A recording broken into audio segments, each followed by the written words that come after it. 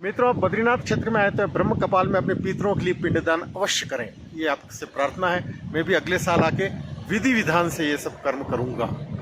ये मंदिर के पास ही अलकनंदा के किनारे ही ब्रह्म कपाल इलाका है।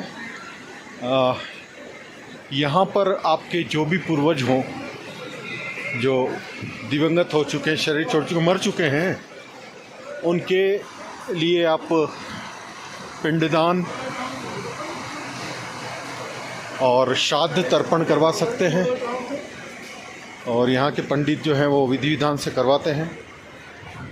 दान दक्षिणा की बात है तो ऐसे जगह देनी चाहिए, क्योंकि हम वैसे भी इधर उधर खर्च करते ही रहते हैं। तो ज़रूर ब्रह्म कपाल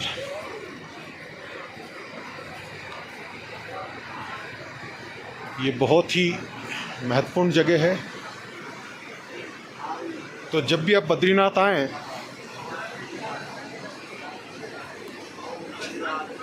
तो आपको जो योग्य पंडित लगें उनको बोल के अपना श्रद्धा भक्ति से करवाएं पिंडदान, श्राद्ध और तर्पण, ताकि आपके पितरों को सद्गति हो, उनको शांति मिले। ये कपोलकल्पित चीज़ें नहीं हैं, शास्त्र सम्मत है। और बद्रीनाथ मंदिर के बिल्कुल पास ही अलकनंदा के किनारे, ठीक है, यहाँ पे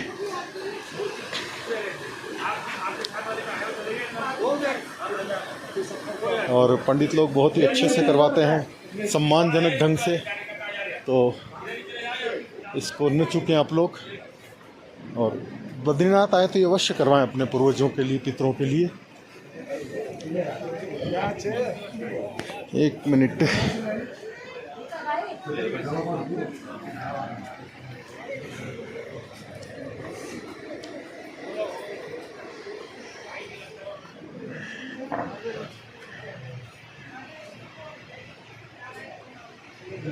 ये विधि विधान से हवन वगैरह होता है पितरों की शांति के लिए। और ये है ब्रह्म कपाल, मुख्य रूप से जगह जो है।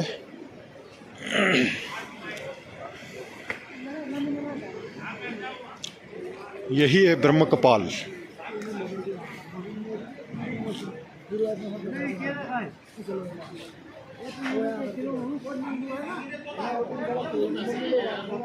भगवान शिव को जो ब्रह्म हत्या का पाप लगा था, उस पाप से वो यहीं मुक्त हुए थे पिंडदान श्राद्ध तर्पण के द्वारा। तो आपके भी जो भी पूर्वज हों, पितर हों, तो जब भी आप बद्रीनाथ आएँ तो यहाँ अवश्य करवाएं ब्रह्म कपाली में पिंडदान वगैरह, ठीक है।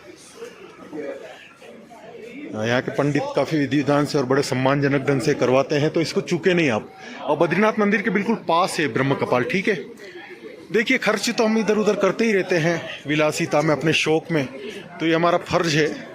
और काशी में होता है, जैसे हरिद्वार में होता है, बहुत जगह पिंडदान वगैरह हम करते हैं, तो यहाँ सर्वोच्च कहा है, ठीक है।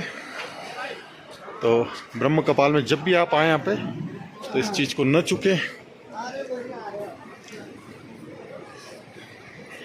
और अलकनंदा के बिल्कुल पावन किनारे पे बैठ के इस दिव्य क्षेत्र में जब आप अपने पितरों को याद करेंगे, उनके लिए पिंडदान, श्राद्ध तर्पण अर्पण करेंगे, तो निश्चित रूप से उनको आप पे गौरव होगा, खुशी होगी, क्योंकि ये तीर्थ दिव्य है, अद्भुत जगह है। सो जब भी आप आएँ तो please I request to you, ये ज़रूर करवाएं आप। और दान दक्षिणा भी दें पंडितों को, क्योंकि अपने लिए ही यहाँ पे बैठे हैं और करवा रहे हैं,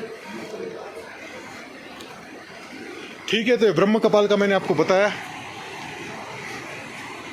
मित्रों, हमारे सनातन संस्कृति में पितरों का बहुत महत्व है। जो हमारे पूर्वज थे, हमारे पितर थे, तो किसी कारणवश यदि वो उनको शांति नहीं मिली, मृत्यु के पश्चात मोक्ष नहीं मिला, तो उनके लिए जो परिजन होते हैं, जो उनके आगे के वंश वाले लोग होते हैं, वो श्राद्ध तर्पण पिंडदान आदि करते हैं। अनेक स्थानों पे किया जाता है, जैसे गया, हरिद्वार वगैरह। तो यहाँ बद्रीनाथ में ब्रह्म कपाल करके जगह है, जहाँ पे स्कंद पुराण में ऐसा आया है कि गया में जो महत्व है उससे 8 गुना ज़्यादा यहाँ पे महत्व है। ब्रह्म कपाल नाम क्यों पड़ा? एक बार ब्रह्मा जी सरस्वती पे मोहित हो जाते हैं और उसके पीछे तो शिव जी को क्रोध आता है। उस समय ब्रह्मा जी के 5 सिर होते थे, तो शिव जी ने अपने त्रिशूल से उनका 5वां सिर धड़ से अलग कर दिया। वो त्रिशूल से ही सिर चिपक जाता है और उनको ब्रह्म हत्या का पाप लगता महादेव को। वो जगह जगह अनेक तीर्थों में जाते हैं, लेकिन ब्रह्म हत्या के पाप से उनको मुक्ति नहीं मिलती है। फिर वो निराश होकर अपने धाम कैलाश में जाते हैं। इसी क्षेत्र बद्रीनाथ से गुजर के अलकनंदा में स्नान के पश्चात वो बद्रीनाथ के दर्शन के लिए ऊपर आते हैं।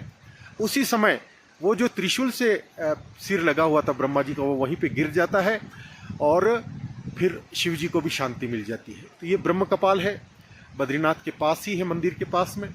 यहाँ पितरों के पिंडदान का बहुत अधिक महत्व है।